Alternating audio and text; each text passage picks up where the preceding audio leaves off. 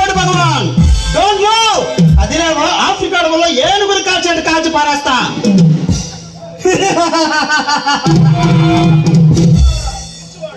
పిచ్చివాడా, నన్ను కాల్చడానికి నీ పిస్టల్లో బుల్లెట్ పౌరు సాలరా మూర్ఖుడా. అదిగా వాడి అతిథులు ప్రదర్శించుకో, అట్లా లేకుండా పోతావు. ఈ అశోక్ కుమార్ కి దయా దాక్షిణాలు లేవు.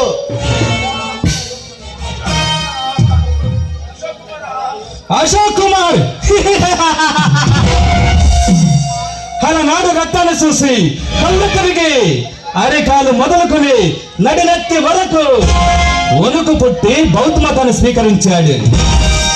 ఆ అశోకుడు రక్తానికి భయపడి కాదురా, అనాగరుడా బౌద్ధ మతాన్ని స్వీకరించింది రక్తపాతం సృష్టించి అమాయకుల ప్రజలు ప్రాణాలు బలి కాకూడదని, రాజ్యం పతనం కాకూడదని.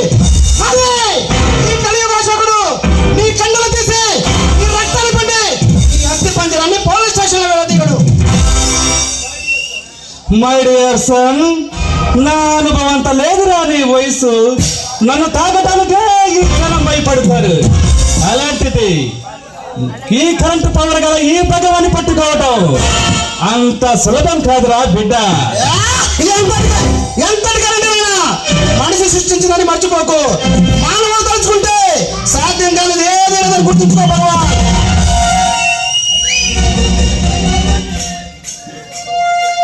అయినా ఈ భగవాన్ని ఎదిరించగల శక్తి మీ ప్రభుత్వానికి లేదురా. ఎందుకంటే రాజకీయ నాయకులు కాళ్ళ తోటం ఎప్పుడు మొదలు పెట్టారు అప్పుడే పోయిందిరా మీ కాకి బట్టలు విలువ.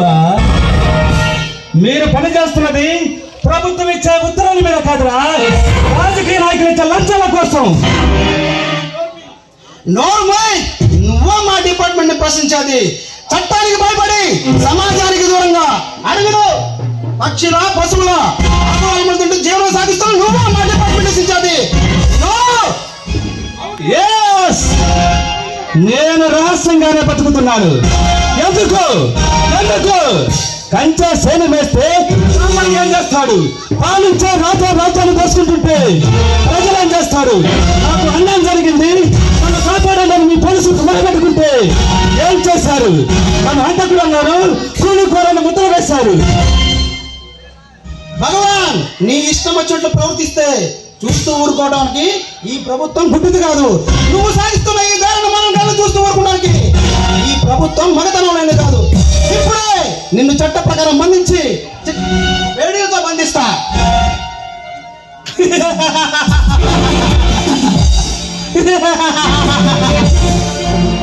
వేడిలతో నన్ను బంధిస్తావా?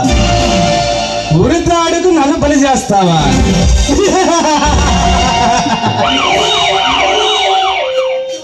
పిచ్చివాడా, నువ్వు వేసే పేడీలు జీడీలుగా నవ్వులివేయగల శక్తి ఈ కండలకుందిరా. నువ్వు నాకు తొలగించిపోయే ఉడతాడు నునకతాడు నా తంచి వేసే శక్తి ఈ శరీరానికి ఉందిరా. నేను తలుచుకుంటే నిన్ను ఇక్కడ చంపి నీ డిపార్ట్మెంట్ కు కానుకగా పంపుతాను. భగవాన్, నీతో నాకు మాట్లాడి మర్యాదగా నువ్వు బంధించి తెచ్చిన మా ఐజేశ్వరం గారు ఎక్కడున్నారో చెప్పు. మర్యాదగా వారిని మాకు అప్పగించు, లేదా నిన్ను.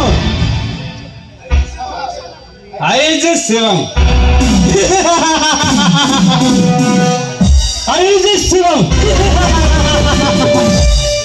ఆడు అరగంట క్రితమే అండ్ శవంగా మార్చి వాడి భార్యకు కానుకగా పంపాను. భగవాన్ అనుభవించు.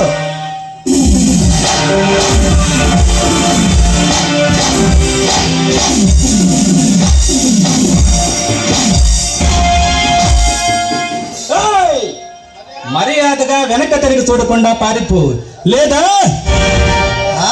వెన్ను చూపి పారిపోవటం మా వంశంలో లేదు. నా తండ్రి కొన్ని వేల మంది చంపిన వీర జవాన్ రా.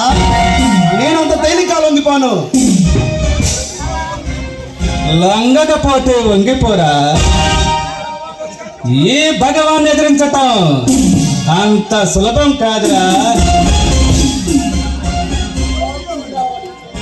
నన్ను బంధించాలంటే ఈ బాబు దిగి రావాలి. భగవాన్, నిన్ను ఈ రోజు కాకపోతే ఏదో రోజు బంది తీరుతా. వస్తా.